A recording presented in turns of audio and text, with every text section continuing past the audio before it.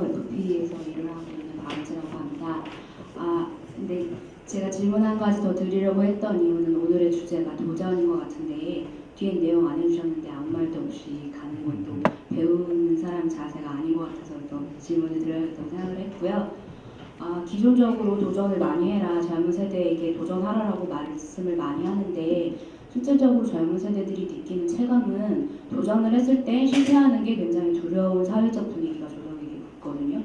그런 사회적 분위기를 저희가 도전만 한다고 해결이 되지는 않는 것 같은데 그런 이념과 실질적인 현실이 차이가 생겼을 때 겪는 젊은 사람들이 어떤 생각을 갖고 움직여야 되며 거기 관련돼서 저희의 젊은 세대들을 생각하는 기성세대들은 과연 어떤 관점으로 보고 계실지 좀 궁금해서 여쭤보고 싶었습니다.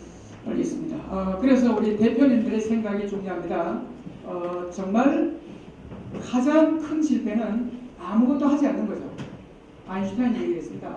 가장 큰 실패는 아무것도 시도하지 않는 게 가장 큰 실패다. 그래서 젊은 친구들한테 도전감을 심어주고 실패에 대한 학습을 해야 되는데 이게 조직이 커지게 되면 이걸 용납을 하지 않잖아요.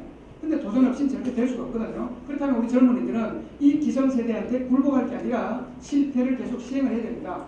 그런데 한 가지 조건이 있어요. 똑똑한 실패를 해야 돼요.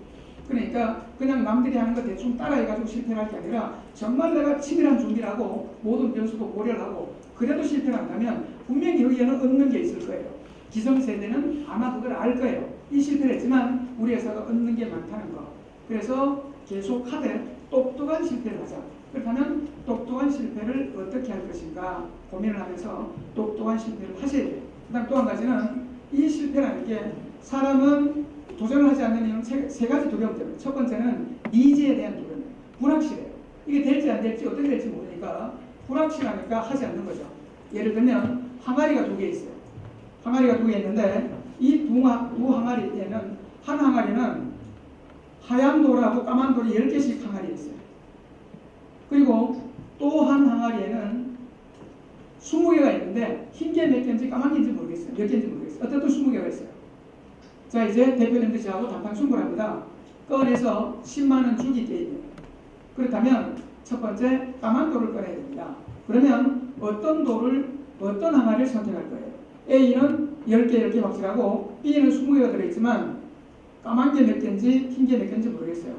어떤 데 돈을 걸겠습니까? 시작. A에 걸어요.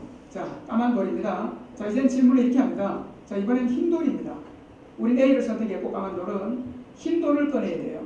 자, 역시 단판 승부입니다. 흰 돌을 꺼내면 10만원, 못 꺼내면 저한테 10만원 줘야 돼요. 어떤 하나를 선택할 겁니까? 시작. 또 A예요. 자, 그러니까 아주 위험할 때는 그냥 불확실하게만 느끼지 말고 이걸 리스크로 바꿔보세요. 자, 예를 들면 우리가 A에서 까만 돌을 꺼냈던 이유는 B가 뭐라고 가정한 거예요? 자, 몇 개 들어있는지 모르겠지만 까만 돌이 어떻든 10개가 안 될 것 같아서, 그죠? 다시 한번 우리가 까만 돌을 A 하나를 선택했는데 A는 10개가 확실하고 B는 10개가 안 될 것 같았죠? 그래서 A를 선택했던 거예요. 그럼 이제 흰 돌을 꺼내려면 어디가 유리한 거예요? 오른쪽이 유리한 거죠? 그러니까 정말 불확실한 게 위험할 때는 이걸 리스크로 환산을 해보면 돼요. 그러면 좀 더 접근할 수 있어요. 두 번째는 실패에 대한 두려움인데 실패에 대한 두려움은 전체적으로 실패를 최소화할 수 있는 시스템입니다. 특히 미국에 있는 한 회사는 온라인상으로 투자를 해요. 아이디어가 있으면 이제 회사에서 머니를 줍니다. 그러니까 사이버 머니 같은 걸 주죠. 입사를 하게 되면 한 100만 원 정도를 주면 아이디어를 띄우고 두게 되면 거기에 서로 사이버 머니가 투자를 하는 거예요. 그리고 이게 현실화가 되면 인센티브를 줘요. 그러니까 실패를 혼자 지지 않을 수 있도록 하는 시스템이 필요해요. 리스크는 세 번째가 이제 왕따에 대한 두려움이에요. 혹시 이걸 해가지고 조직에서 내가 왕따가 되면 어떡할까? 이런 부분이 있는데 이거를 설득하지 않고는 창조적 경영이 될 수가 없겠죠. 내 제품을 설득을 못하면 바로 피카소와 고흐의 차이입니다. 고흐는 살아서 그림 한 점밖에 못 받았고 피카소는 수많은 만을 그리면서 최고 비싼 가격을 받은 이유는 바로 설득의 능력이기 때문입니다. 관계의 능력이기 때문이죠. 이 세 가지 두려움이에요. 자, 우리 이 얘기하고 싶은 건 똑똑한 실패를 하고 실패에 대한 교훈을 다시 제시를 한다면 아마 그 회사에서도 그걸 알아볼 수 있다는 거죠.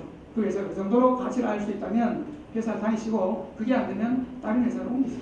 왜냐하면 그건 정말 그 중요한 자산인데 그걸 몰라준다면 그 회사 발전에 보시 사주 쓰지 마세요. 네, 그러니까 잘 생각하시고 이렇게 했으면 좋겠습니다. 똑똑한 실패를 하고 꼭 교훈을 그죠? 실패를 하더라도 제출을 한다면 회사에서 내가 부장이라도 그 실패를 용인하지 않을까 하는 생각을 해봅니다.